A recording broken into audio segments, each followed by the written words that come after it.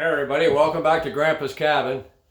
Well, there's nothing better than sitting down in a cabin in the bush with a wood stove going in the fall, late fall, whatever you want to call this.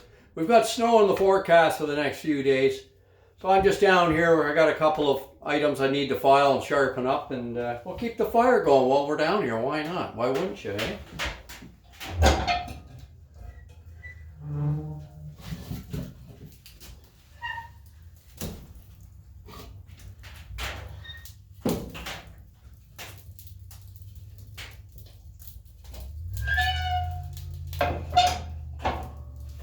Let's see what we got here.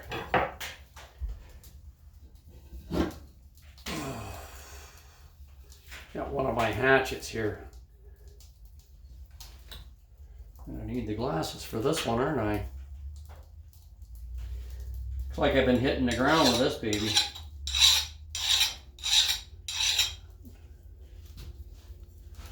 Don't think you can see that. There we go.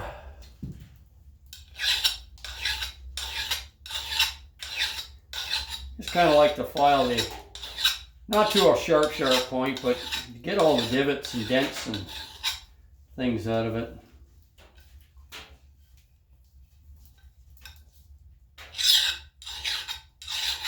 Oh yeah, there's a nice one right there. A lot of granite up here. I must have been whacking on the granite.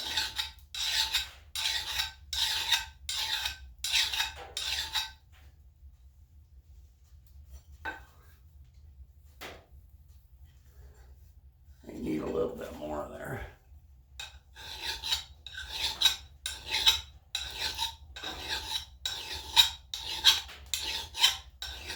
You can use a strop on these as well.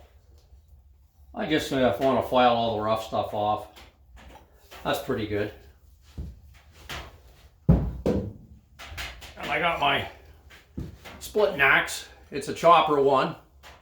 It's got the spring-loaded, I don't know, you call them dogs or what you call it, but when you whack into the wood, she sure flies the wood apart. And I got some chunks taken out of this one. Now this one doesn't need to be very sharp. It just has to have a bit of a point on it.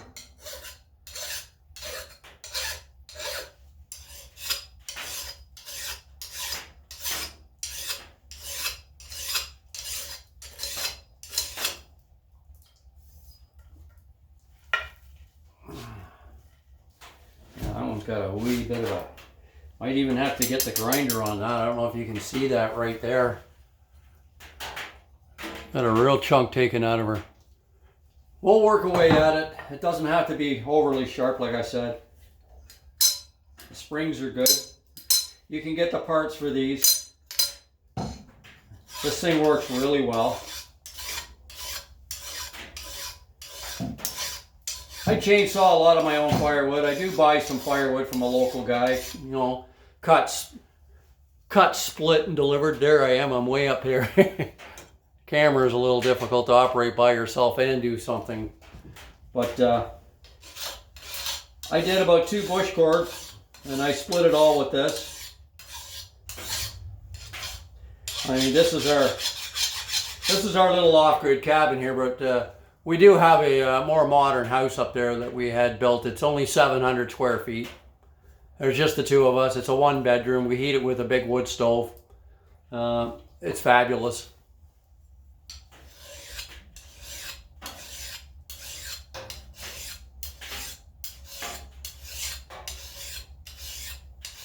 It's been hunting season up here lately. There's been a lot of guys in the bush banging and hunting and carrying on. I don't personally hunt. I like to do camping and fishing, but the guys sound like they've been having a lot of fun in their hunt camps, and there's hunt camps all around me here. That's the time of year I don't go in the bush too much, unless I got a lot of orange on or just stay out of the bush. Sounds like World War III down there sometimes. Well, that's a lot better. Couple of real bad ones in the end there, but it's the weight of the thing and the action of these spring-loaded dogs that really do the action. Anyway, what else have we got here? I got my draw knife. I use that for stripping the bark off the logs. You know, when I chainsaw mill. Sometimes I'll use this. Sometimes I'll use 2 hatchets, drive one in and hit it with the other one and peel it that way. Problem is, I've been dragging these logs through the bush and through the mud. When you go to start chainsaw milling, there could be dirt and mud and stones, who knows what in the bark. So you want to get that off, because if you try and do it with the bark all dirty like that, it just dulls the saw like in no time. Now this guy could use a bit of oil, but we're going to carry on with it the way it is for now.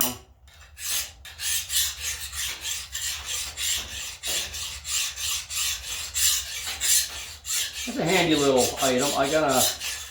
I need to buy a bigger one too.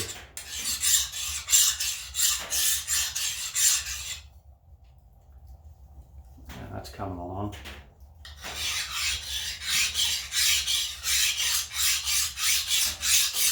I really feel that biting. Again, these things don't have to be super sharp, because then they'll just keep jamming on you. This is just a cheapie. I'm going to try the top because it's got a couple of nicks in it.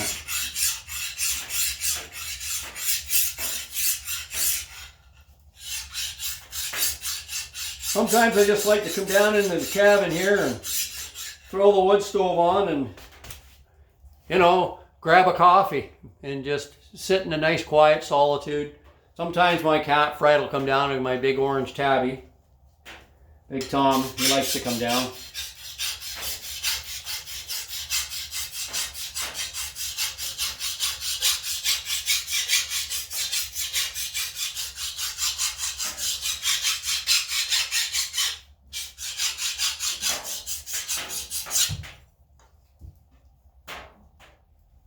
A little bit more off of the back now.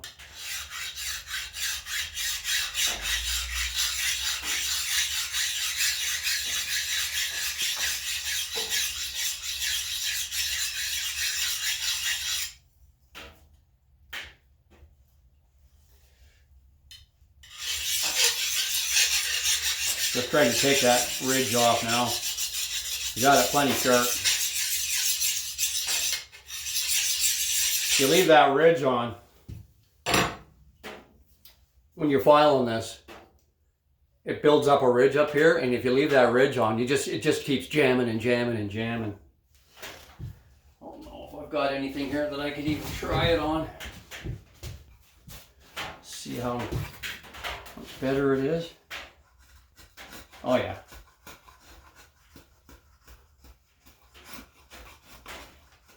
That's just on a piece of hardwood. And then you move the blade around so you don't just do it all in one. That'll do the job. And you can make kindling too, look at that.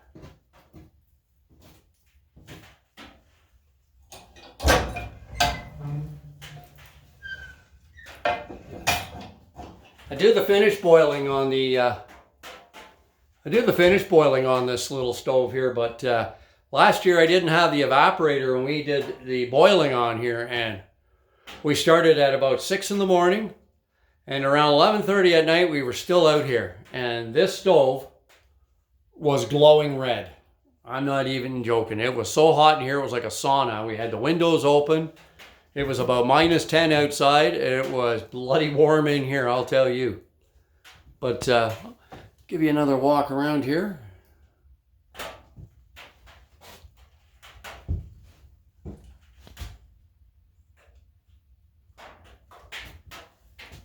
See in behind me there.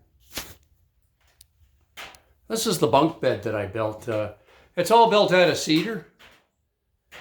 And I drilled holes and everything, and like a dowel, and jammed it in, put screws in and some glue. I still got to finish some of the gluing. I use the butt ends, the offcuts from my sawmilling, because they're a couple inches to 2 inches thick there, and they're on the bottom as well. It's a box spring and mattress. I've had people stay out here, and they tell me it's very comfortable. Got some cast iron cookery out here.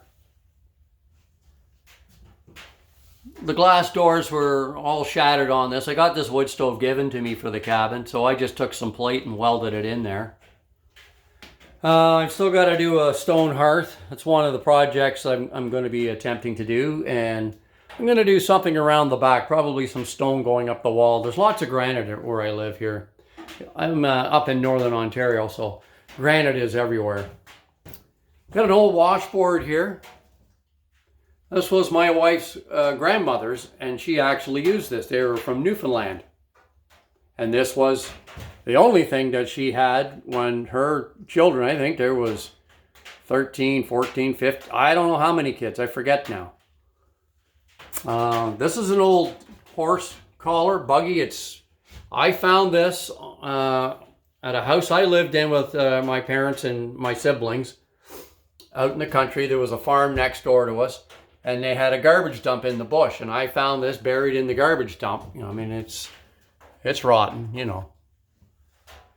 It's old, and it hangs in here. Looks like there could be something living in it now. Hello, anybody home? Still got to finish the front wall here. Got the evaporator out here. Picked up another pot. We got a stainless steel pot. There's the chainsaw mill I showed you in the other video. On the wall over here, I've got an antique fence puller and part of a whipple tree, which is part of the rigging to hook your horse up to the buggy. That's just one part of it there. All right, I'll close this video off right now.